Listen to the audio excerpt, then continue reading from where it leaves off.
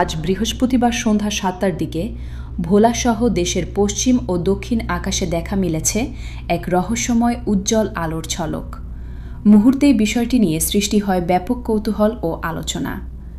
ভোলার আকাশে হঠাৎ দেখা দেওয়া এই অদ্ভুত আলোর ছবি ও ভিডিও ইতোমধ্যেই ছড়িয়ে পড়েছে সামাজিক যোগাযোগ মাধ্যমে।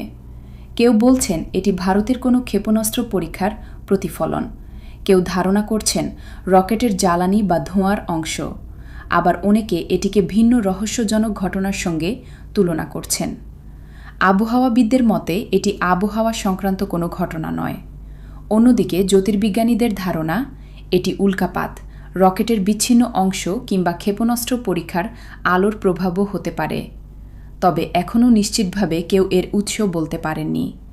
ভারতের পশ্চিমবঙ্গের বিভিন্ন এলাকাতেও একই সময়ে আকাশে এই আলো দেখা গেছে বলে জানা যায়। প্রত্যক্ষদর্শীদের ভাষ্যমতে আলোটি ছিল সার্চ লাইটের মতো এবং ধীরে ধীরে এটি নির্দিষ্ট গতিপথে এগিয়ে যাচ্ছিল।